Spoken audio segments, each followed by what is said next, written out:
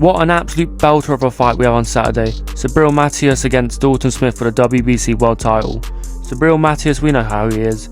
Tall, rangy, rough and rugged, strong, hard-hitting knockout machine against a young, hungry, undefeated Dalton Smith, who I believe, if I'm completely honest, out of all the British fighters up and coming, he is the one who I believe he has the most likely chance of becoming a world champion and staying at top for a while.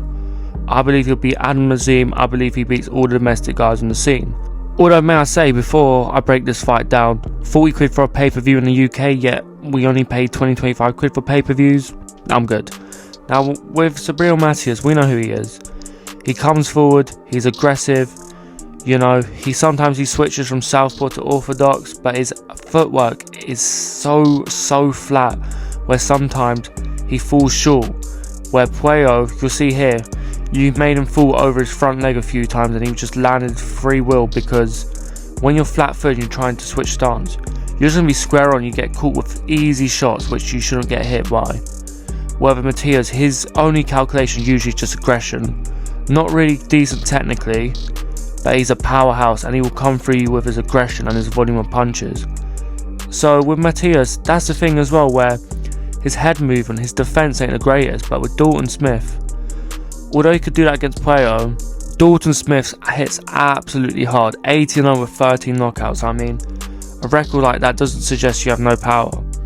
And the thing is, as well, is he can knock you out early in the first few rounds like he has done previously, but he can also break you down with Matias. He's similar in that sense, but he has more skills to pay the bills in my eyes, where with Matias, sometimes technical ability trumps those who just come forward and just throw at will. And Liam Parra exposed it perfectly in my eyes. While when you find people here like Valenzuela, who again, they just come forward, they just swing, they will fall into your fight, they'll fall into your game plan and your traps, because if I'm completely honest, they haven't really got anything about them besides a big dick.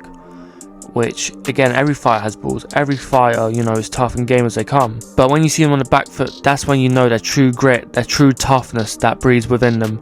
Well, with Parra, he just boxed his ears off for 12 rounds. Matias landed a few good shots, had a few good moments, but Matias just got teed off all night, all long by Parra.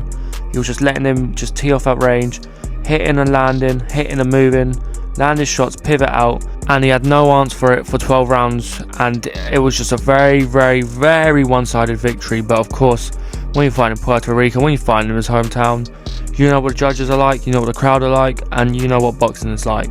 Well, with Dalton Smith, if I'm completely honest, I think he wipes the floor with Liam Parra, let alone Matias.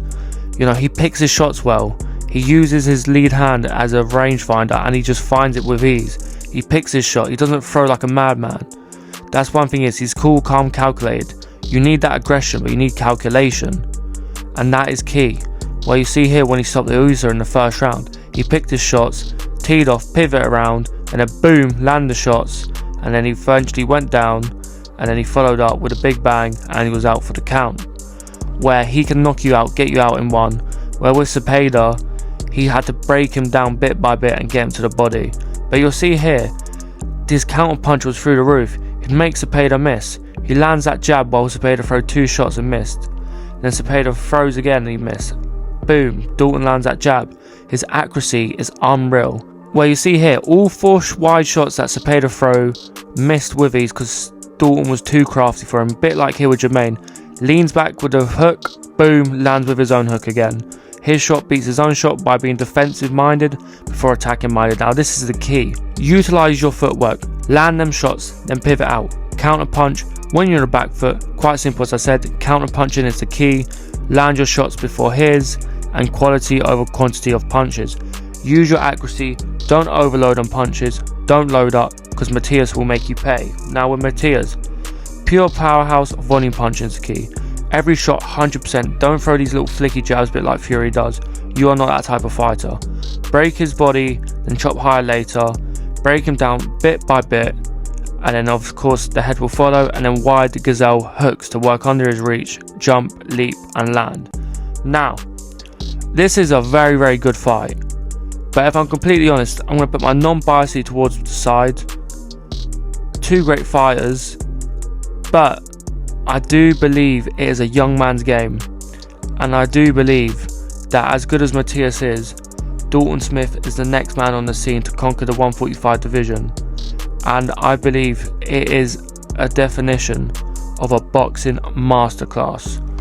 Matias, I believe he will get his head pinged all night long, so that is why the tip that I'm going to do, and I'm going to be also backing, as you can see here, is a Dalton Smith win.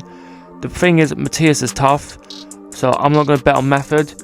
I could see methods of him stopping him by TKO, breaking his heart, or just slowly breaking him down, or I could see him breaking him down and just winning a 12-round easy, nice decision victory. But that is why I'm going to play it safe, and I'm just going to back Dalton as a single. Now, that is all for today. Hope you enjoyed. Please like, subscribe, and as always, this ain't financial advice. This is just what I'm going to be doing based off my own research.